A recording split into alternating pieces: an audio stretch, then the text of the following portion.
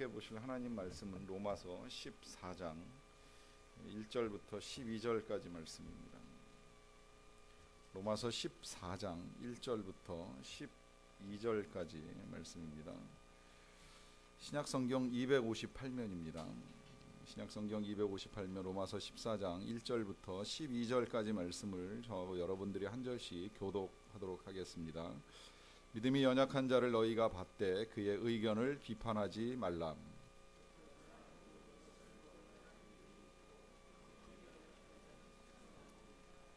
먹는 자는 먹지 않는 자를 업신여기지 말고 먹지 않는 자는 먹는 자를 비판하지 말라. 이는 하나님이 그를 받으셨음이라.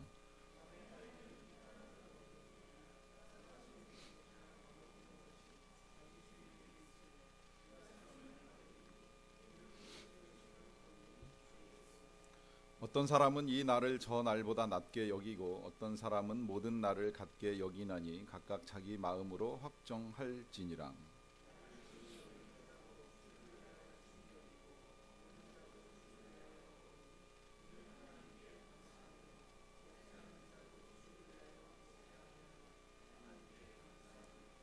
우리 중에 누구든지 자기를 위하여 사는 자가 없고 자기를 위하여 죽는 자도 없도다.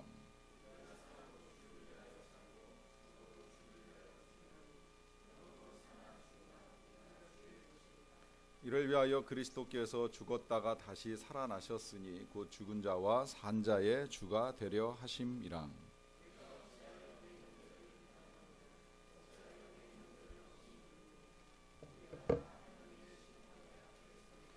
기록되었으되 주께서 이르시되 내가 살았노니 모든 무릎이 내게 꿇을 것이요 모든 혀가 하나님께 자백하리라 하였느니라.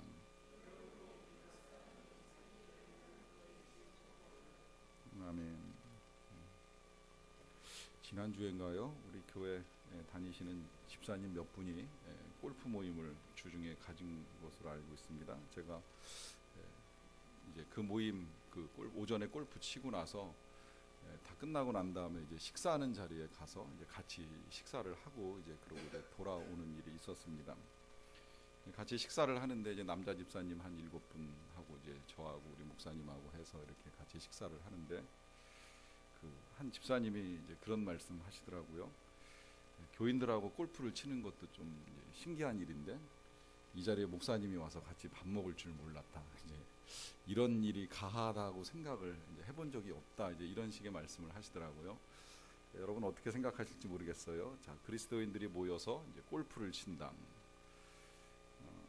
이게 이렇게 질문하면 뭐 있을 수 있는 일이지 이제 교제의 한 방편이지 않을까 이렇게 생각을 하시니까 뭐 그건 그렇게 어렵게 생각하지 아니실지 모르겠는데 이렇게 질문하면 또 조금 헷갈립니다.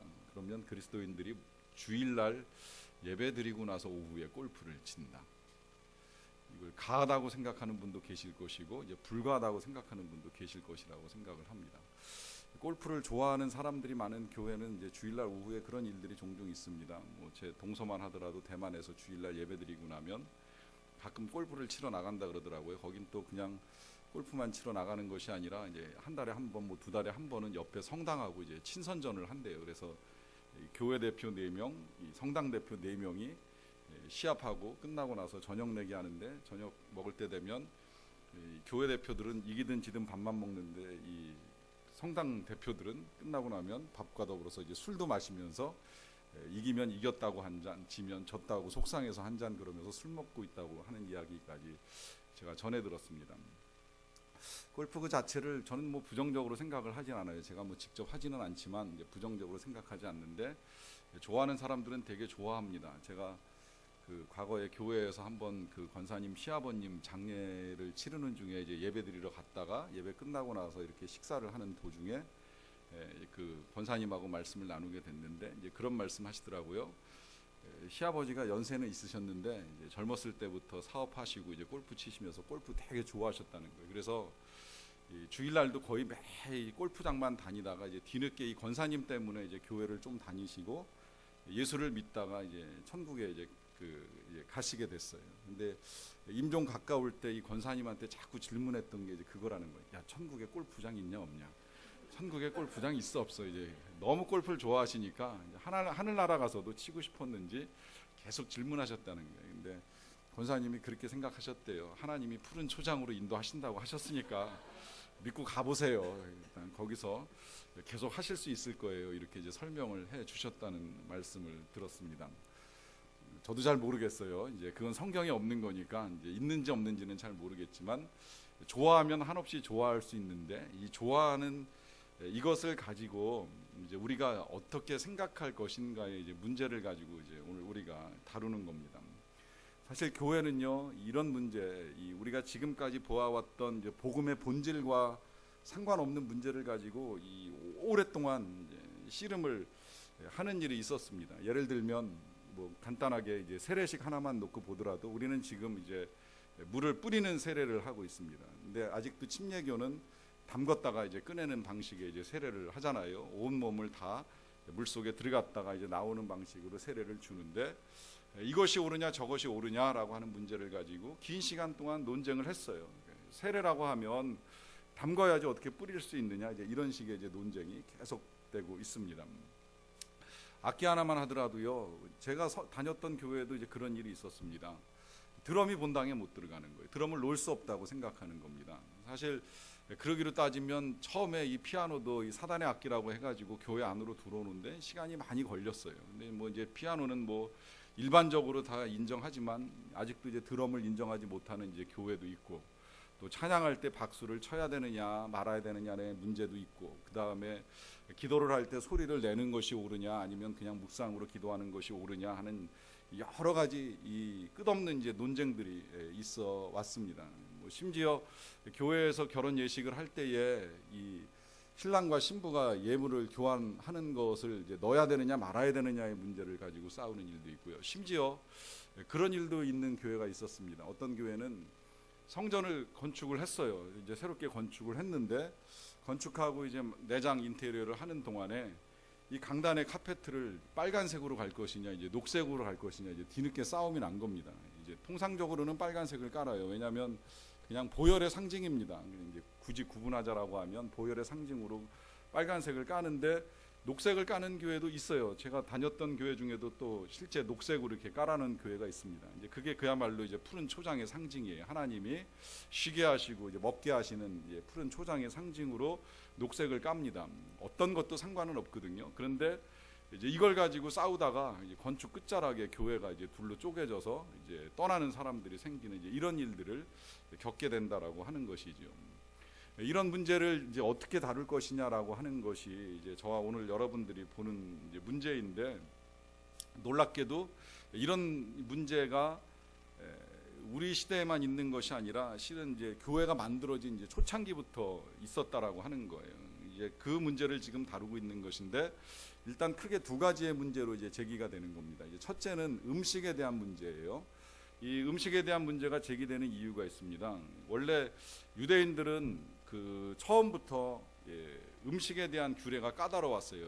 레위기 11장에서 하나님께서 먹을 수 있는 음식과 먹지 못하는 음식에 대한 규례를 정해 주셨습니다. 이제 그러다 보니까 그 규례에 따라서 지금까지도 유대인들이 먹는 음식이 있고 먹지 못하는 음식이 있습니다. 지금도 이스라엘의 성지 순례할 때 제일 먹기 힘든 음식이 돼지고기예요. 이제 돼지고기를 불결한 음식으로 간주하기 때문에 먹기 힘들어요. 근데 저는 한번 갔을 때 운 좋게도 이 대사관에서 이제 식사를 할 기회가 있었는데 이제 그분이 구해줘가지고 이제 돼지고기를 먹기는 했습니다만 지금까지도 안 먹을 정도로 이 음식에 대한 규례가 이제 되게 까다롭습니다.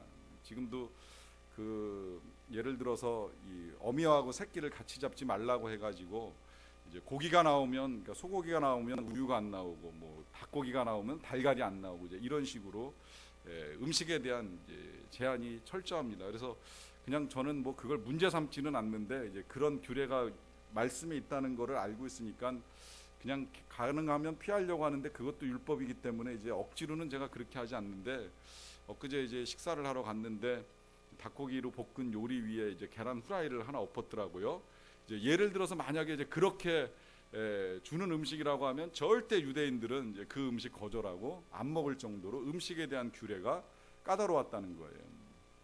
그런데 이 문제는 이제 그 유대인이 아닌 사람들이 교회 안으로 들어오잖아요. 특히 로마 교회 안에는 이제 이방인들이 많이 섞여 들어왔습니다. 근데 이방인들은 이제 그런 규례가 그렇게 까다롭지 않은 상태에서 이제 들어오다 보니까 자, 이 음식을 먹을 수 있느냐 없느냐의 문제를 가지고 이제 논쟁이 생기는 거예요. 그래서 어떤 사람은 된다는 사람도 있고 어떤 사람은 안 된다는 사람도 있고 이제 이것 때문에 충돌이 나는 일이 있습니다. 여러분, 그렇다면 지금 성경에서 이제 구약 시대에 하나님께서 먹지 말라고 하는 음식을 먹는 사람이 믿음이 좋은 것일까요? 먹지 않는 사람이 믿음이 좋은 것일까요? 이것도 한번 좀 생각을 해볼 필요가 있습니다. 누가 더 믿음이 좋은 것일까요? 안 먹으면 믿음이 좋은 것일까요? 먹으면 믿음이 좋은 것일까요? 자, 그 문제와 더불어서 이제 또 하나의 문제가 제기가 되는데 날의 문제라고 하는 것입니다. 날의 문제, 어떤 날의 문제냐라고 하면 유대인들은 1차적으로 이제 일단 안식일을 제일 중요하게 생각을 합니다. 어떤 일이 있어도 안식일에는 아무것도 안 한다라고 하는 거 몇 차례 말씀드렸죠. 이 안식일과 더불어서 또 여러 가지 절기들이 있어요. 뭐 유월절도 있고 이제 오순절도 있고 장막절도 있고 지켜 내려오는 여러 가지 절기들이 있는데 교회가 만들어지고 이제 이 교회 안에 이방인들이 들어왔을 때에 이 절기들을 이제 지켜야 되느냐 말아야 되느냐의 문제가 생깁니다. 이제 더더군다나 그 안식일이 가장 큰 문제예요. 처음에는 교회가 안식일 날 모였어요. 모여서 예배를 드리고 하는 일들을 했었는데 보니까 예수님이 부활하신 날은 안식일이 아니라 안식 후 첫날입니다.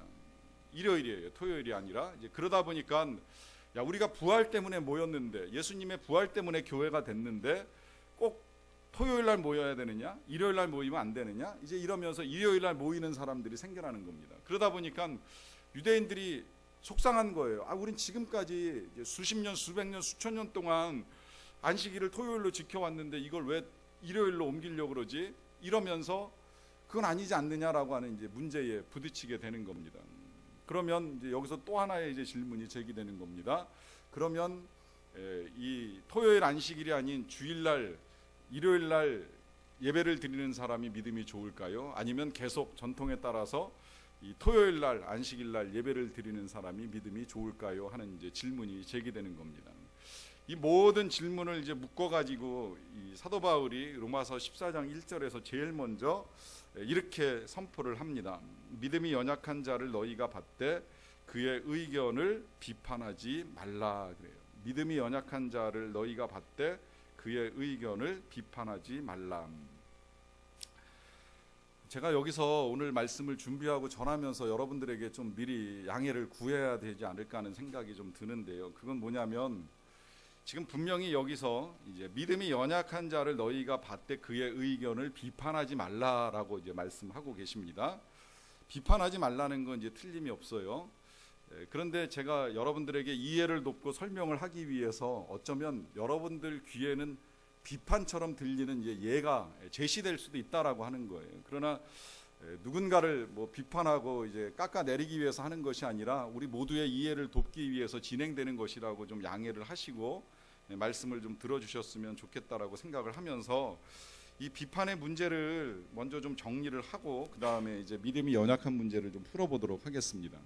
우리가 성경을 읽어 나가다 보면 일단 그 자주 이제 보게 되는 신약의 용어 가운데 분별이라고 하는 것과 이 판단이라고 하는 용어가 이제 등장을 하는 경우가 있습니다. 두 개의 용어가 있는데요. 조금 성격이 다릅니다. 일단 그걸 구분하기 위해서 말씀을 드리는 거예요. 일단 분별은 생산적입니다. 생산적이라고 하는 의미는 이제 유익하다라고 하는 의미고요. 그 다음에 그 판단한다라고 하는 거는 그 파괴적입니다. 파괴적이라고 하는 거는 말은 말 그대로 이제 불이익하다라고 하는 거죠. 유익이 안 된다, 해롭다는 의미가 될 수 있습니다. 어떻게 다른지를 여러분들한테 설명을 드리는 거예요. 분명히 성경에는 우리에게 분별하라고 명령하시고 판단하지 말라, 비판하지 말라 말씀하시는데 어떻게 다른지, 판단과 분별이 어떻게 다른지를 지금 이해하기 위해서 말씀을 드리는 겁니다. 분별은 원인을 분석하는 겁니다. 왜 그런가? 왜 그런 현상이 나타나는가를 분별하는 거예요. 예를 들면 누군가 교회 안에서도 마찬가지고 뭐 가정에서도 마찬가지예요. 나를 힘들게 하는 일이 이제 생겨났을 때에 그를 비판하고 판단하는 일을 하는 것과 그를 분별하는 것이 다르다라고 하는 것입니다. 그럴 때 분별은 뭐냐면 왜 그가 그와 같은 일을 하는지에 대한 원인을 파악하는 거예요. 왜 그런 말을 하는지, 왜 그런 행동을 하는지. 그러다 보면 원인이 나옵니다. 반드시 원인이 나옵니다. 특히 이제 우리 세대의, 여러분들 세대의 남편들도 그런지 모르겠는데, 우리 세대의 남편들은 대개의 아버지들이 굉장히 가부장적이고 권위적이고 말이 없는 분들이었어요. 이제 이분들의 영향을 받아가지고 우리 세대까지도 이제 그런 아버지의 모습을 그대로 가지고 있는 사람들이 많습니다. 그런 아버지의 역할을 하려고 하는 사람들이 많아요. 근데 시대가 바뀌어서 사실은 많은 대화가 필요로 하고 이제 권위가 없어지는 시대에서 소통이 잘 되어야 되는데 이제 이게 안 되는 경우들을 이제 보게 되잖아요. 근데 그런 사람을 그냥 딱 놓고 보면, 그냥 겉만 놓고 보면 저 사람은 불통이야, 전혀 소통이 안 돼, 이게 원인 파악이 안 되는 겁니다. 그런데 그의 원인을 찾아 들어가서 보다 보면 그가 어렸을 때부터 누군가하고 대화를 해본 적이 없어요. 살면서 아버지는 아버지대로 그냥 밖에서만 늘 돌고 돈만 벌어오고, 어머니는 어머니대로 늘 살림에 바빠가지고 자녀하고 무슨 이야기를 나눌 시간이 없어요. 그렇게 그 틈바구니에서 성장을 하다 보니까 이 사람이 평생에 대화를 해본 적이 없는 거예요. 그러다 보니까 늘 대화가 없고 무뚝뚝하다라고 하는 원인이 밝혀집니다. 그 원인이 밝혀지고 나면 그 다음에 어떤 반응을 우리가 보이게 되느냐면 그 사람을 이해하게 되는 거죠. 그럴 수밖에 없겠구나 생각이 되는 거예요. 그러면 용납이 가능해지는 겁니다. 그런데 비판은 어떤 현상이 나타나요? 원인을 분석하는 것이 아니라 행동을 분석합니다. 말 그대로 겉으로 드러난 말과 행실만 분석을 하는 거예요. 그러면 행동만 분석하게 되면 그 자체의 행동은 일단 우리에게 금방 피해로 다가오잖아요. 그러다 보니까 이 행동을 분석하고 나서 이제 우리의 반응이 이제 그야말로 이제 비난 아니면 비판 아니면 정죄하는 걸로 드러나는 겁니다. 이 비난이나 비판이나 정죄가 무서운 건 뭐냐면, 이 비난이나 비판이나 정죄가 받아들이는 내 쪽에서 이제 강할 때, 이거 여기서 연결해서 쓸게요. 내 쪽에서 강할 때는 상대방을 멸시합니다. 업신여긴다는 거예요. 내가 약할 때는 어떻게 되느냐? 내가 만약에 그를 이길 만한 힘이 없다, 뭔가 내가 좀 약하다라고 하면 그게 이제 말 그대로 비판으로 드러나는 겁니다. 왜 그럴까요? 직접적으로 이제 맞닥뜨리기가 어려우니까 그냥 그 두려움을 이기기 위해서 뒤에서 험담하는 정도, 비판하는 정도로 끝을 낸다라고 하는 거죠. 근데 이 강하다 약하다의 구분이 그냥 단순히 내가 뭐 힘이 있다 없다의 문제가 아니라, 내가 친구가 많은 것도 힘이 되는 것인데 나를 이해해주는 친구가 많으면 그 친구들하고 연대해가지고 무시합니다. 이게 이제 학교에서 애들이 누군가를 이해하지 못할 때에 친구들과 연대해서 업신여겨가지고 멸시해서 왕따를 만드는 현상으로 나타나고, 그와 같은 현상은 교회 안에서도 종종 나타날 때가 있어요. 교회 안에서 나하고 친한 식구들이 늘어나게 되면 누구의 행동이 이해가 되지 아니할 때 그 행동을 보면서 은근히 무시하고 멸시하고 업신여기고 못 들은 척하고 뭐 이러면서 이제 이런 행동들로 나타난다라고 하는 거죠. 이게 다 지금 파괴적인 그리스도인들의 공동체의 행위라고 하는 겁니다. 이제 그렇게 친구가 만약에 없거나 힘이 약해질 때에는 저 인간은 틀렸어요. 이제 속으로 이제 비판하거나 이제 한두 명, 이제 이 몇몇 사람들하고만 자기가 가진 생각을 나누면서 비판하는데 어떤 것도 도움이 안 된다는 거예요. 사실 우리 그리스도인들에게 있어서 해야 될 일은 판단이 아니잖아요. 판단하지 말라고 계속 말씀하시잖아요. 그 대신 분별하라는 거예요. 이 분별은 우리의 유익을 위하여서 왜 그가 그와 같은 행동을 하는지, 어렸을 때 무슨 일이 있었는지, 아니라면 지금 그가 사단에 의해 가지고 어떤 조종을 당하고 있는 것은 아닌지 분석하게 되면 이해하게 돼요.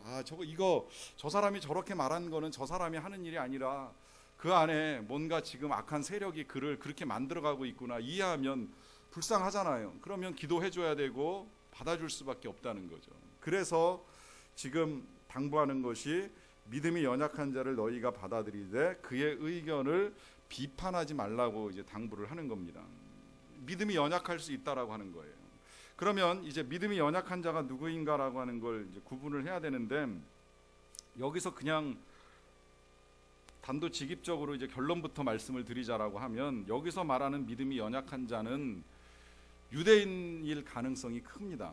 유대 그리스도인들, 유대교에서 이제 개종한 그리스도인들. 왜냐하면 그들이 율법을 지키던 사람들이 아까 말씀드린 대로 여러 가지 규례들을 가지고 그 규례들을 따라가던 사람들입니다. 그런데 사람이라고 하는 거는요, 아무리 이제 교회를 다니기 시작을 하고 또 믿음을 갖고 나아간다고 할지라도 지금까지 해오던 습관을 하루아침에 바꾸는 건 어렵습니다. 저는 가끔 그 교회 안 다니는 남편들을 만날 기회가 있어서 만나게 되면 이제 교회 나오시라고, 교회 다니시라고 하는 요청을 하게 될 때에 그런 말씀을 듣는 일들이 종종 있어요. 제가 술도 좋아하고요, 뭐 담배도 아직 못 끊고요. 그러면서 이제 어렵다는 이제 이유를 대시는 분들이 계십니다. 전 그러면 바로 대답합니다. 괜찮으니까 오세요. 그냥 끊지 말고 오세요. 피면서 오세요. 교회 와서만 안 피시면 돼요. 상관없어요. 그냥 여기까지 와서 이 예배당 안에서 연기 푹푹 피우면서 뭐 교회에서 밥 먹는데 혼자 이제 술병 꺼내가지고서 먹고 이러면야 문제가 되겠지만 그 정도 아니라면 얼마든지 오시라는 거예요. 왜 그럴까요? 교회 나오고 말씀 듣고 구원받고 영혼이 변화되는 것이 중요한 것이지 담배 때문에 못 오고 술 때문에 못 온다? 전 절대 그렇게 생각하지 않습니다. 그런데 이 지금 난 이것 때문에 안 되고 저것 때문에 안 되고 이걸 먹을 수 있고 이거를 먹으면 안 되고 하는 이런 문제로 고민하는 건 그건 믿음이 약하기 때문입니다. 왜 믿음이 약하다라고 말씀을 드리냐면 예수님께서 오시고 난 이후에 우리의 구원은 율법으로 이루는 게 아니라는 걸 우리가 지금 열심히 배워왔잖아요. 행위로 이루는 구원이 절대 아니잖아요.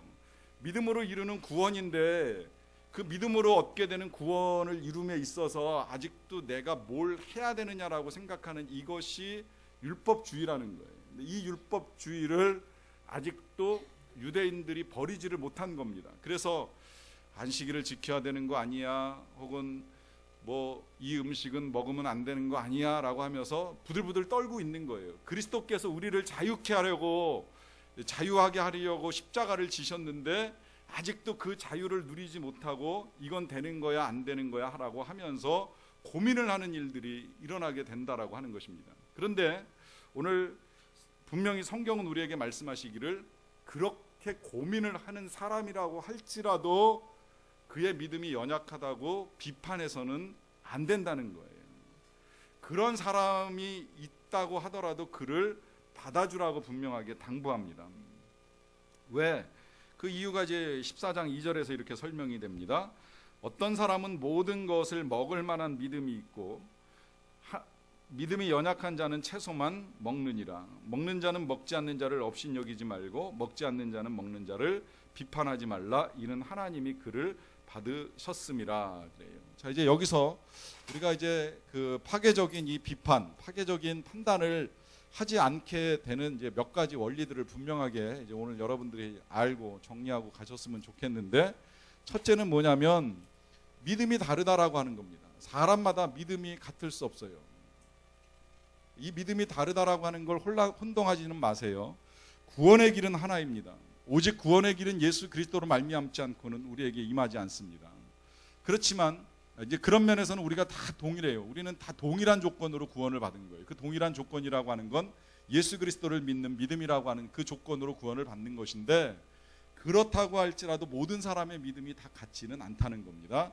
이건 제 이야기가 아니라 성경의 이야기입니다. 성경에서 말씀하기를 어떤 사람은 어린아이와 같은 자가 있고 장성한 자 같은 자가 있다고, 청년의 믿음을 가진 사람이 있다라고 하면서 성경이 지금 구분을 하고 있어요. 또 그럴 수밖에 없는 것이, 사람이 태어나면 성장의 과정이 필요한 것처럼 거듭난 사람도 이제 어린아이로부터 시작을 해서 이제 성장의 과정이 필요합니다. 여러분들이나 저나 다 죄인이고 다 그리스도로 말미암아 하나님 나라에 들어가는 건 똑같다는 이야기예요. 그렇지만 오늘 처음 교회 나온 사람에게 이 자리에 나오셔서 그러면 한 말씀 설교하시지요, 이럴 수는 없잖아요. 저도 그런 사람이었어요.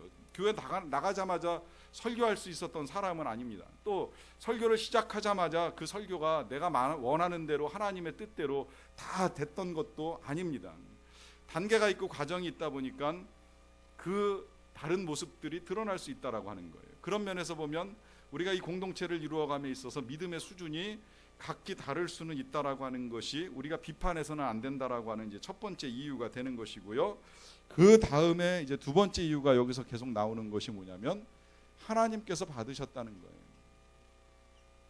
하나님께서 용납하셨다. 이게 제일 중요합니다.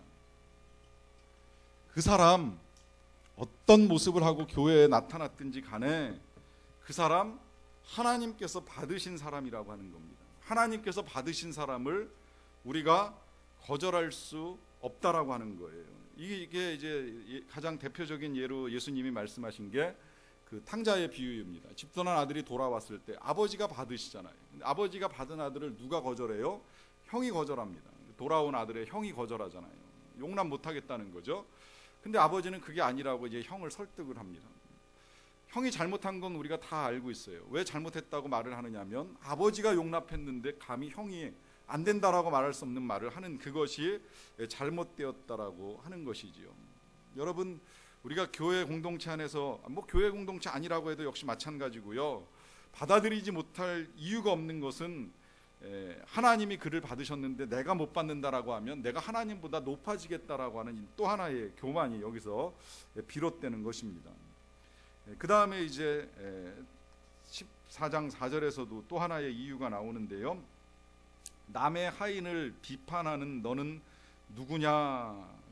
그가 서 있는 것이나 넘어지는 것이 자기 주인에게 있음에 그가 세움을 받으리니 이는 그를 세우시는 권능이 주께 있음이라 그래요. 여기서 이제 또 하나의 이유, 그는 남의 하인이라 그래요. 남의 하인. 자, 남의 하인이라고 하는 이 표현, 이제 종이라는 의미인데요. 다 아시겠지만, 자, 이 종은 그 주인에게 속해 있습니다. 근데 그 주인에게 속한 종을 다른 사람이 왈가왈부할 수 없어요. 예를 들어서 어떤 집에 놀러 갔는데 과거 고대 풍습대로 한다라고 하면 하인이 제일 먼저 해야 되는 일은 이제 물을 떠오고 그 손님의 신발을 벗겨준 다음에 발을 씻어주는 일을 해야 됩니다. 손님은 이제 그런 대접을 받을 수 있어요. 그런데 만약에 그 집에 하인이 게을러 가지고 그것을 안 해준다라고 했을 때 그 하인을 불러 가지고 이 손님이 야단을 친다. 왜 물을 안 떠오느냐? 왜 발을 안 씻기느냐? 할 수 없다는 거죠. 할 수 없는 이유는 뭐예요? 내 종이 아니라 그 집 종이기 때문에 그 집 주인에게는 말할 수 있을지 모르겠지만 그 종에게 직접적으로 말하는 건 말 그대로 월권입니다. 여기서 이 지금 비유를 가지고 예수님이 이 지금 성경이 우리에게 말씀하고 계시는 것은 그 누구도 다 나의 사람이 아니라 하나님의 사람이라는 거예요. 이 하나님의 사람이라고 하는 이 개념 속에는 우리도 다 하나님의 하인이고 그도 하나님의 하인이기 때문에 우리가 마음대로 주인 행세를 할 수 없다는 겁니다. 이제 그러면서 그가 제대로 서는 것이나 넘어지는 것이나 다 주인에게 있으면서 그가 세움을 받는 그 권능이 하나님께 있다 하는 표현을 이제 하고 있습니다. 뭐라고 말씀하시냐면 비판하지 말아야 될 또 하나 이유는 하나님께서 그를 세우신다는 거예요. 여기 권능이라고 하는 단어가 이 권능이라고 하는 표현으로 사용이 되다 보니까 조금 어려울지 모르겠지만 이것도 역시 그냥 은혜라고 하는 단어로 바꿔서 여러분들이 이해를 하시면 그를 받아주시는 은혜가 이제 하나님께 있다라고 하는 개념으로 이해하시기가 쉬울 것 같아요. 단적인 예로 그 이제 모세와 미리암의 사건을 놓고 보시면 더 좋을 것 같은데요. 모세가 이제 아내가 세상을 떠나고 난 다음에 에티오피아 여인을 취하여서 이제 재혼을 합니다. 이게 형제들 보기에 어땠는지 그 미리암하고 아론이 이제 이 일을 비난을 하잖아요. 왜 유대 여인이 아니라 이방 여인이냐 이제 이런 생각을 가졌던 것 같아요. 아니면 그 내면에는 또 한편으로 동생이고 막내인데 모세가 제일 막내인데 누나나 형을 제치고 지금 이스라엘 백성을 이끄는 지도자 역할을 하다 보니까 시기심도 약간 발동을 했는지도 모르겠어요. 그런 게 이제 작용을 하면서 이 모세를 비판을 합니다. 그럴 수 있느냐 이제 이런 식의 얘기를 해요. 그런데 나중에 보니까 하나님이 누구를 인정하세요? 모세를 인정하죠. 그리고 거꾸로 이제 미리암이 나병에 걸려가지고 일주일 동안 진 밖에 쫓겨납니다. 이 일을 통해서 하나님이 말씀하시고자 하는 내용은 그것이에요. 바로 하나님이 세우셨고 하나님께서 받아주셨는데 누가 감히 함부로 말을 할 수 있겠느냐라고 하는 것이죠. 그가 제대로 가던 넘어지던 그건 하나님께 속한 문제이지 우리가 판단할 문제가 아니다라고 하는 것입니다. 자, 그 다음에 이제 14장 5절로 넘어가서 어떤 사람은 이 날을 저 날보다 낮게 여기고 어떤 사람은 모든 날을 같게 여기나니 각각 자기 마음으로 확정할지니라 그래요. 자, 여기서 이제 똑같은 상황일지라도 사람에 따라서 견해가 다를 수 있다라고 하는 거예요. 견해가 다르다. 다시 말하면 생각이 다르다는 겁니다. 이 다르다라고 하는 것이 틀린 건 아닙니다. 항상 구분해야 된다는 말씀을 많이 이제 들으셨으리라고 생각을 하는데, 틀린 것이라고 하면 고쳐줘야 되지만 다른 것이라고 하면 받아줘야 된다라고 하는 거예요. 사람에 따라서 이날 토요일을 전날 주일보다 더 중요하게 생각할 수 있고, 어떤 사람은 모든 날을 다 같게 여길 수도 있고 하니 각각 자기 마음으로 확정할지니라 그래요. 자, 이 안식일의 문제를 조금 여러분들에게 이해를 돕기 위해서 정리를 해드립니다. 저도 사실 참 고민을 많이 했어요. 지금 이제 주 5일로 가면서 이 토요일 날 예배를, 일부 예배를 드리는 교회들이 있어요. 간혹 큰 교회들은 토요일 날 저녁 때나 토요일 날 아침까지 이제 일부 예배를 시작하는 교회가 생겨났어요. 아예 토요일 날 아침에 일찌감치 예배 드리고 1박 2일 놀러 갈 사람들 놀러 가라는 거예요. 이제 그래서 땡깁니다. 이제 과거에 처음에 이제 그 토요일 날 오전 근무하던 때는 토요일 날 저녁에 이제 예배를 드리는 교회가 있었는데, 그게 이제 더 땡겨진 교회도 있어요.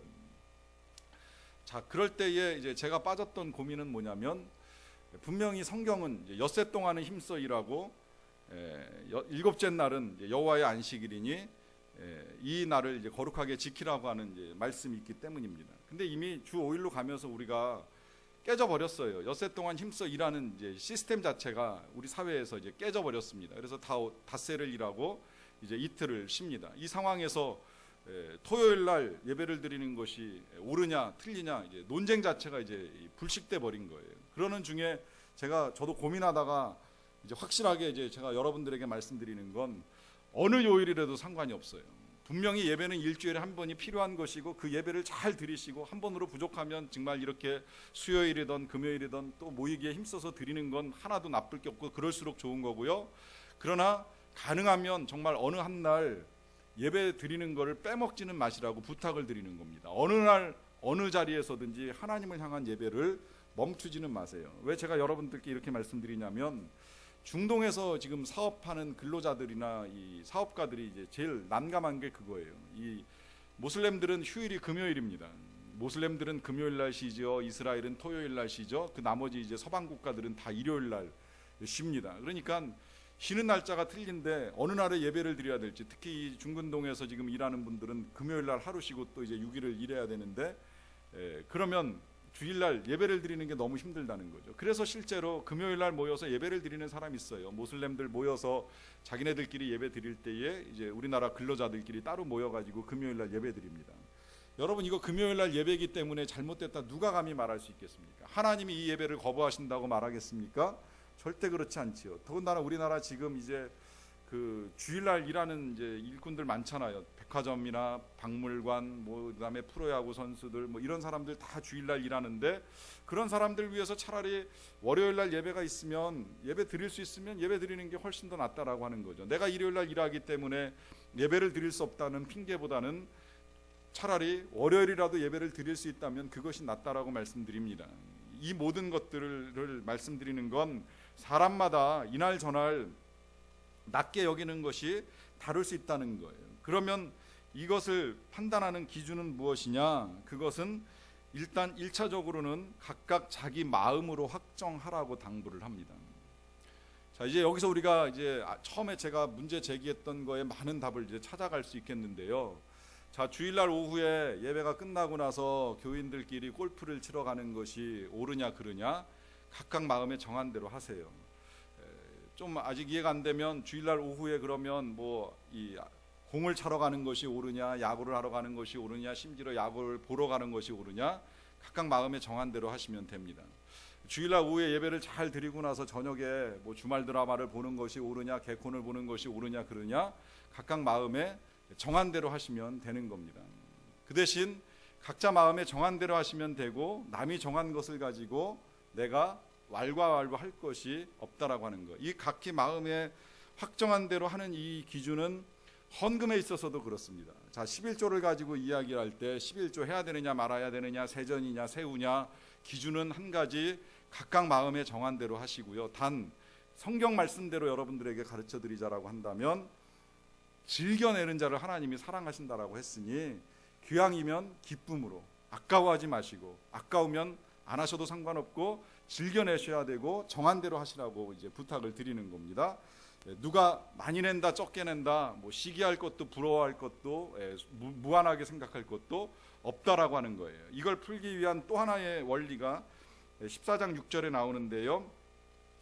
나를 중히 여기는 자도 주를 위하여 중히 여기고 먹는 자도 주를 위하여 먹으니 이는 하나님께 감사함이요 먹지 않는 자도 주를 위하여 먹지 아니하며 하나님께 감사하느니라. 여기서 이제 또 하나의 원리, 비판하지 말아야 되는 또 하나의 원리가 나오는데 그것이 뭐냐면 여섯 번째로 주를 위하는가 질문하세요. 내가 하는 이 일이 과연 주를 위하는 일인가? 여러분들이 마음에 정한 것들이 정말 주님을 위하여 정한 것들인가? 여러분들이 귀하게 생각하는 그것이 과연 주님을 위한 것들인가? 이걸 잘 생각하고서 확정을 지어야 돼요. 그러면 틀림이 없습니다. 이것도 또한 문제가 생길 수 있다는 거예요. 실제 있었던 일로 기록된 것으로 보았는데 어떤 교회에 뭐 한 1000여 명, 2000명 이상 모이는 교회라고 이제 책엔 그렇게 써 있더라고요. 교회에 부임한 담임 목사가 사역을 이제 시작을 해가지고 한 2년 정도 세월이 지났는데 그 교회 심호하고 계시는 장로님 한 분이 이제 한번 찾아왔다는 거예요. 노트를 한 권 가지고 왔다는 거예요. 잘 가지고 와서 이제 노트를 꺼내놓고 이제 드릴 말씀이 있어서 왔다 그러는데 무슨 질문을 하려고 찾아오신 줄 알았다는 거예요. 그런데 보니까 그 노트 속에 지난 2년 동안 이 목사님이 설교하면서 잘못 전한 거, 그 다음에 신방 가서 잘못 말한 거, 그 다음에 목회하면서 문제가 생겼던 거를 다 일일이 기록해 가지고 와서 그걸 보여주면서 이걸 제가 목사님께 말씀드린 건 다 하나님과 교회와 목사님을 위한 것이니 잘 보시고 이렇게 좀 고쳐주셨으면 좋겠다라고 이제 말씀을 하셨다라고 하는 이야기를 봤어요. 정말 그랬을까라고 하는 의문이 여전히 남아 있습니다. 정말 그분이 하나님을 위했을까, 교회를 위했을까, 목사님을 위했을까? 전 솔직히 개인적으로 전혀 지금 공감이 되지 않는 내용들입니다.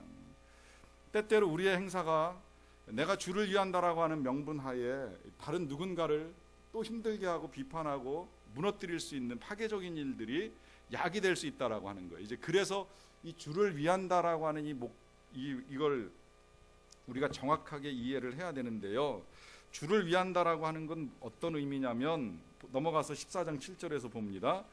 우리 중에 누구든지 자기를 위하여 사는 자가 없고 자기를 위하여 죽는 자도 없도다라고 하면서 자기를 위한 것이 아닐 때에 진짜 주를 위한 일이 된다라고 하는 거죠. 나를 위하여 정말 어떤 사심도 욕심도 나의 의를 드러내기 위한 어떤 욕심도 없을 때에 그것이 진짜 하나님을 위한 것이 된다라고 하는 것입니다. 이게 중요하기 때문에 14장 8절에서도 또 한 번 강조가 됩니다. 우리가 살아도 주를 위하여 살고 죽어도 주를 위하여 죽나니 그러므로 사나 죽으나 우리가 주의 것이로다. 자, 여기서 이제 그 주를 위하는가에 대한 또 하나의 답을 찾는 이제 방법이 나오는데 그건 뭐냐면 우리가 주의 것이라는 거예요. 자, 우리가 주의 것이라고 하는 이 말은 다시 이거랑 똑같은 내용이라고 볼 수 있겠는데 결국 주의 것이라고 하는 건 주님의 소유이고 소유 중에서 우리가 움직이는 말할 수 있는 생각이 있는 소유이기 때문에 우리가 하인이요 종이라고 하는 의미입니다. 결국은 뭐 청직이라고 말을 해도 상관은 없고요. 그러니 내가 내 맘대로 누군가에게 대하여서 평하고 말할 수 없다라고 하는 것이고 더 나아가서는 주의 것이니 누구를 위하여 살아야 돼요? 주님을 위하여 살아야 된다라고 하는 거예요. 그러면 마지막에 죽음까지도 누구를 위하여 죽어야 되는가? 주님을 위하여 죽을 수 있어야 된다라고 하는 것입니다. 그런데 이제 여기서 조금 이제 어려워질 수 있을지 몰라요. 주님을 위하여 산다, 주님을 위하여 죽는다. 내 삶을 전적으로 주님 앞에 다 내려놓아야 된다. 죽음까지라도 주님을 위하여 죽어야 된다라고 하면 이거 순교해야 되는가 이런 이제 고민까지 생겨날 수 있습니다. 여러분 순교도요 믿음에 따라 하는 겁니다. 연약한 믿음을 가진 자가 어떻게 순교를 하겠습니까? 그런데 순교하지 못하는 믿음을 가진 자를 비판할 수 있어요, 없어요? 비판할 수 없죠. 받아주어야 돼요. 실제로 순교 현장에서는 그런 일들 많이 일어났어요. 예수 믿어 안 믿어? 믿으면 죽을 것이고 안 믿는다고 고백하면 살려줄 것이다. 이렇게 교회 공동체 안에 함께 모여 있는데 진짜 누군가가 갑자기 공비가 나타나서 우리들한테 총을 들이대면서 계속 교회 다니고 믿을 거야 라고 했을 때에 이 가운데는 믿겠다고 할 사람도 있지만 무서워서 난 싫어 그러고 떠날 사람도 있어요. 그렇지만 떠났다고 해서 우리가 비판할 수 있어요? 없어요? 못해요. 비판하지 말라고 오늘 분명히 말씀하셨잖아요. 누가 비판하겠어요? 그의 연약한 믿음을 하나님이 받으셨는데 누가 감히 저 사람 믿음이 저거밖에 안 되는가 말할 사람 한 사람도 없어요. 그만한 믿음이 돼야지 순교하는 거예요. 그렇기 때문에 사나 죽으나 주님의 것이기 때문에 우리가 죽어도 주를 위하여 죽는다는 이 사실을 받아들이는 것이 힘들다? 그러면 여러분 그 사실을 받아들이는 것이 힘든 건 제가 이해를 하고 이제 오늘 전해드리는 말씀대로 용납은 다 하겠지만, 그러나 그럴지라도 이 사실 하나만큼은 꼭 여러분들이 알고 가셔야만 합니다. 그건 뭐냐면 로마서 14장의 9절의 말씀인데요, 이것을 위하여 그리스도께서 죽었다가 다시 살아나셨으니 곧 죽은 자와 산 자의 주가 되려 하심이라 그래요. 여기서 이를 위하여라고 하는 건 우리의 삶의 목적, 우리가 무엇을 위하여 살고 우리가 무엇을 위하여 죽어야 되는지를 하나님께서 우리에게 알도록 이를 위하여서 그리스도가 먼저 죽었다가 다시 살아나셨다는 거예요. 이 일을 통하여서 아시잖아요. 이건 자꾸 반복되는 거지만 그리스도가 죽었다가 살아나심으로 우리가 거듭난 삶이 되었고, 그 거듭난 삶의 목적은 나를 위하여 살라고 하시는 게 아니잖아요. 하나님을 위하여, 하나님의 영광을 위하여 살라고 우리를 살리신 거예요. 그 살리시기 위하여 그리스도께서 죽음의 값을 치르셨어요. 그 값을 치름으로 우리의 생명이 보존되었다라고 한다면, 그러면 이 보존된 생명을 가지고 누구를 위하여 살 것인가? 이 질문에 우리가 답을 내야 된다라고 하는 것이지요. 이것이 우리가 다른 사람을 비판하지 못하는 이유입니다. 여기 또 하나 이제 14장 10절에서 또 하나의 이유가 제시가 됩니다. 네가 어찌하여 네 형제를 비판하느냐? 어찌하여 네 형제를 업신여기느냐? 우리가 다 하나님의 심판대 앞에 서리라. 자, 여기서 우리가 다 어디에 선다고요? 하나님의 심판대 앞에 선다 그래요.